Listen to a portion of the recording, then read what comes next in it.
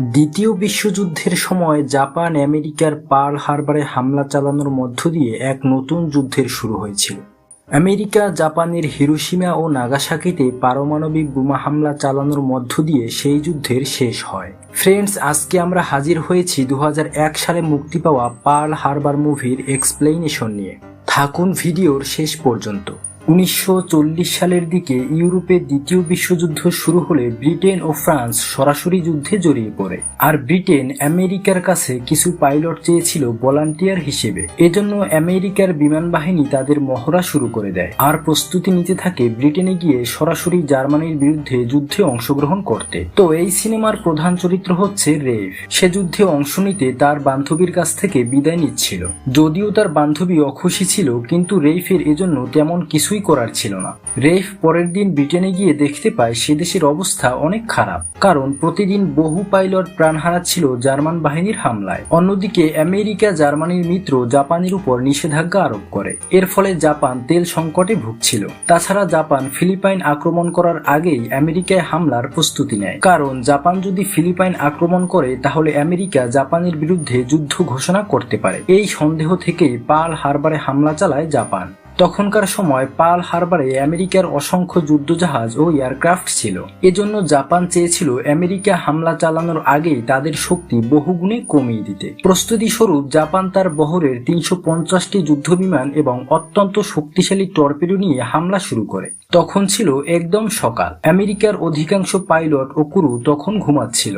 Japanese বিমান বাহিনী অনেকটা বুঝে শুনেই এই হামলা চালিয়েছিল, কারণ এত সকালে আচমকা হামলা শুরু করলে মার্কিন বাহিনী সাথে সাথে ফাইট ব্যাক করতে পারবে না। তাদের প্ল্যান অনুযায়ী সবকিছু ঠিকঠাক চলছিল। অন্যদিকে দেখা যায় রেইফ প্রতিনিয়ত জার্মান বাহিনীর বিরুদ্ধে যুদ্ধ করে যাচ্ছিল, আর সময় পেলেই সে তার বান্ধবীকে চিঠি লিখত।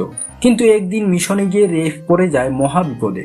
এক এক করে তার সকল সাথীরা জার্মান বাহিনীর হামলায় প্রাণ হারাচ্ছিল।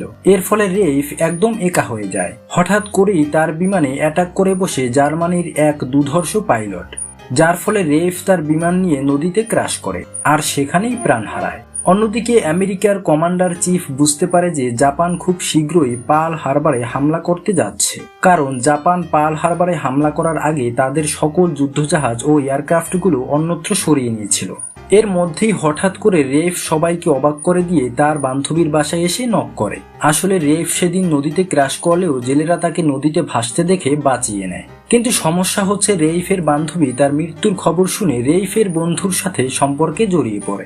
বুঝতে হবে এটা কিন্তু আমেরিকা। সেদিন ছিল 1941 সালের 7 ডিসেম্বর। জাপানিরা তাদের বহরের মোট 353টি যুদ্ধবিমান নিয়ে মৌমাছির ঝাঁকের মতো ছুটে চলে পার্ল হারবারের হাওয়াই দ্বীপের দিকে। তাদের বহরে ছিল অসংখ্য কামিকাজি বিমান আর সেই সাথে মহাজাগতিক জাপানিজ টর্পেডো।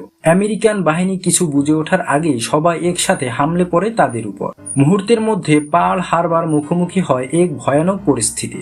সেদিন ছিল ছুটির দিন, তাই আমেরিকান সৈন্যরা যুদ্ধের জন্য মোটেও প্রস্তুত ছিল না। জাপানিজরা বৃষ্টির মতো বোমা ফেলতে শুরু করে আর বিমান থেকে পানিতে ফেলা হয় টর্পেডো, যেগুলো সজোরে মার্কিন যুদ্ধজাহাজগুলোতে আঘাত হানতে শুরু করে আর সবকিছু তছনছ করে দেয়। অন্যদিকে বিমান থেকে হেভি মেশিন গান দিয়ে ফায়ারিং করা হয়, যার ফলে বাইরে থাকা সকল সামরিক এবং বেসামরিক মানুষ প্রাণ হারাতে থাকে। মার্কিন বাহিনী দেখতে পায় তাদের যুদ্ধজাহাজগুলো বোমার আঘাতে আগুনের গোলায় পরিণত হয়েছে।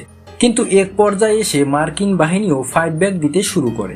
আর অন্যদিকে আমেরিকার প্রেসিডেন্ট জাপানের বিরুদ্ধে সরাসরি যুদ্ধ ঘোষণা করে, কারণ আমেরিকা জাপানের হামলার কারণে ক্ষতিগ্রস্ত হলেও যুদ্ধ চালিয়ে যাওয়ার মতো তাদের অনেক অস্ত্র মজুদ ছিল। এবার শুরু হয় জাপানের উপর আমেরিকার ধ্বংসলীলা।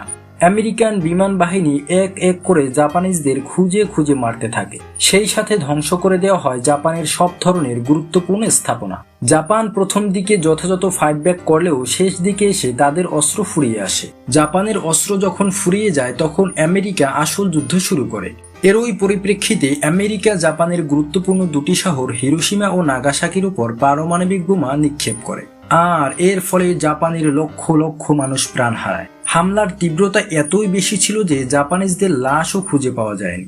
এই হামলার পরেও বহু মানুষ পারমাণবিক রেডিয়েশনের কারণে বিভিন্ন রোগে আক্রান্ত হয়ে মৃত্যুবরণ করে। পারমাণবিক হামলার পরেই জাপান যুক্তরাষ্ট্রের কাছে আত্মসমর্পণ করে, আর এর মধ্য দিয়েই শেষ হয় দ্বিতীয় বিশ্বযুদ্ধ। সো ফ্রেন্ডস, এই ছিল আমাদের আজকের ভিডিও। শীঘ্রই আসবো কোনো নতুন ভিডিও নিয়ে। সে পর্যন্ত সবাই ভালো থাকুন। আল্লাহ হাফেজ।